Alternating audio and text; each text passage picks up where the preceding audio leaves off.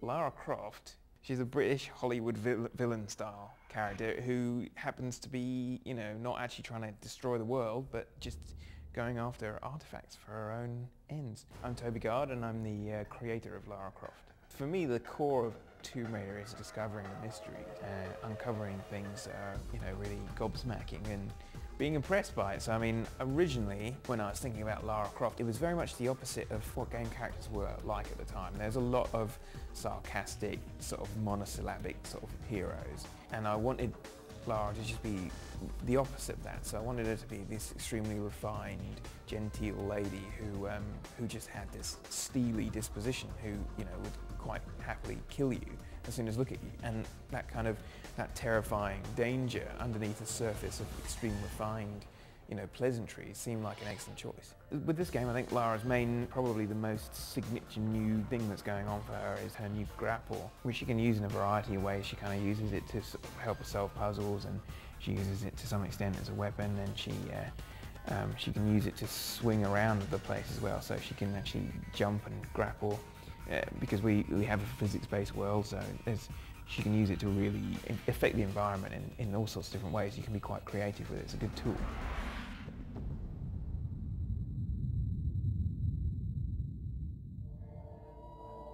In Tomb Raider Legend, we're going to both answer questions and raise new ones. The biggest, mystery of this game, you will get an answer to. You will leave, satisfied. My name's Riley Cooper, and I'm the lead designer on Tomb Raider Legend. So we've really gone for a dynamic experience in Tomb Raider Legend, and a couple ways that that's most, realized is interactive, and in the aesthetic presentation, the screen is alive.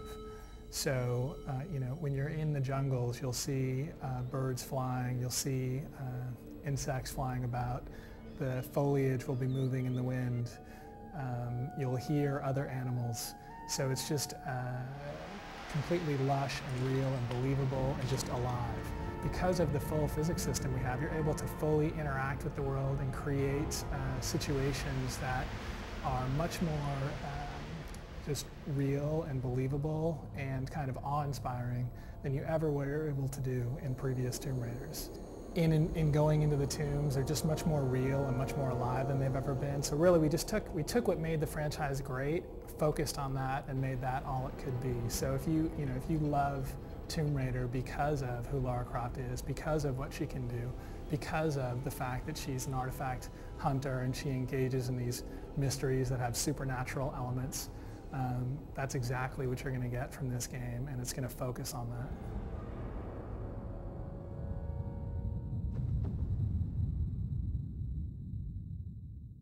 Well, Tomb Raider's always been about exploration and finding those remote corners of the world that the world has forgotten about. My name is Lindstrom, and I'm a game designer and story editor. Worldwide excursions, going around different exotic places, and usually to places that no one's ever been before, or at least not since the tombs were built thousands of years ago or tens of thousands of years ago. You go to just about every continent and every locale type, so you're going to be exploring completely different spaces with each level. One of the places we go, probably the most important place we go, is the Himalayas, and for fans of the series, you'll have heard that something happened to Lara in the Himalayas which made her who she is. And we're going to go to the Himalayas, and you're going to find out what that was. The other locations include, jungles. We're going to go to Peru. We're going to go to Bolivia. We're going to be in South Africa. We're going to be everywhere. So just about everything you would imagine. In Tomb Raider Legend, we're going back to the roots of the franchise. We're going back to the tombs. That's where Lara, does her thing. That's where she lives. That's where she pursues all the things she pursues. One of the things that we have found most interesting in the old Tomb Raiders that we've brought back a lot of is finding ancient mechanisms. That means you have to have traps, you have to have puzzles. That's what makes the tombs, compelling. That's what makes them what they are. So finding large-scale mechanisms. Toppling pillars, restarting ancient machinery. The interactions you have in those tombs, it's less about pulling a switch in one room and then running to a door 5 rooms away, and it's more about solving real dynamic puzzles in a given location. Which is partly challenge, it's partly dangerous, and at the end you get to see this big thing in operation, and they often have large-scale effects.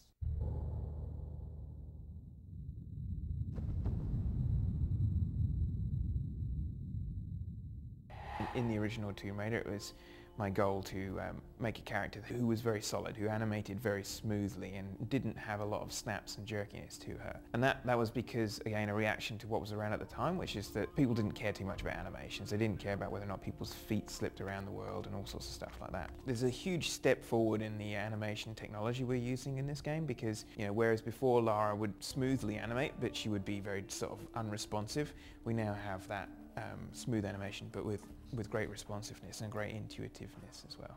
We animate everything by hand for Lara, and we're actually overlaying masses of different animations together to create the sort of smooth and fluid movement that Lara has in the game. Another thing that we've been doing that's a big step forward for this game is the quality to the actual model itself. We've got a lot more detail, not only in terms of her skin and her costumes, but in terms of her gear. Like the actual individual parts of equipment that she uses are modeled separately so that you can actually see them and they're actually attached to her, and she actually physically uses them, takes them off her belt and stuff. Yeah, we've got the poly count on the model is quite outrageous really. We had 10,000 or so polys on Lara alone. We've got all sorts of detail on her as well. Like she gets dirty when she runs around, and she gets wet when she goes into water, and she'll react to things like being cold, or she knows that she's wet and might shake herself when she gets out of the water and stuff like this. So she's very much trying to create a character that's very alive, that seems very, very real when you're playing her.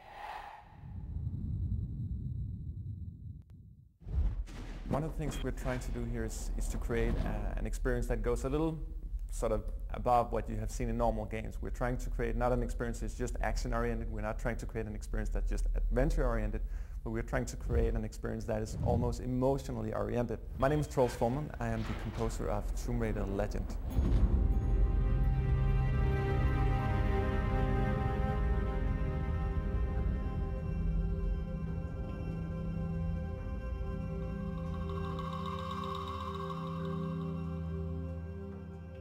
So we're taking this very well-established brand, Tomb Raider, and really trying to sort of put it in the next generation. What we did was to go back and do analysis of the old games, the prior games. There are 6 Tomb Raider games that we went really deep into. And we're trying to understand what they did right and what they did wrong. One of the things we did when we went back and analyzed the old games was actually to look at the storyline of Lara. What we're trying to do in this game, without revealing too many details, is trying to go back in her past and try to understand how she became who she is. I think one of the sort of common problems in games is normally you talk about the story and you have a very sort of slim storyline that just goes through, but in this one we took a step deeper and tried to recreate an emotional experience.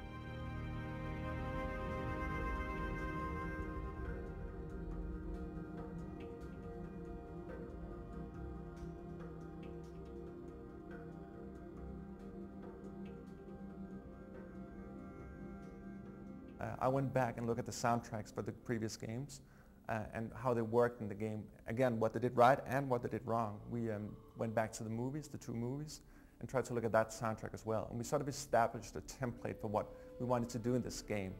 So in particular what we did was we decided that all main characters should have their own theme. All destinations have their own themes as well. We're using what we call a signature instrument from that particular region of the world. There's a lot of different destinations in the game, and we actually went out and did actual recordings of them. What we tried to do here was actually to go in to discover a new dimension of how you can do game scoring. It's something that I call micro scoring. The idea is that you sort of, if there's a slight change in the environment, if there's a slight change in the lighting, if there's a slight change in the camera movement, what happens with the music is that it sort of changes or adapts to it. Let's say she starts to like just walk normally, right? So the music will be slow. Once she starts running, the music will adapt to that. You'll have maybe a pillar breaking down with some stones coming down on her. That's going to be scored as well. So the idea of micro scoring is to take all the different small aspects in the game and compose for them actually. So we need to micro score all the different things here in this environment and actually make a full musical experience out of it.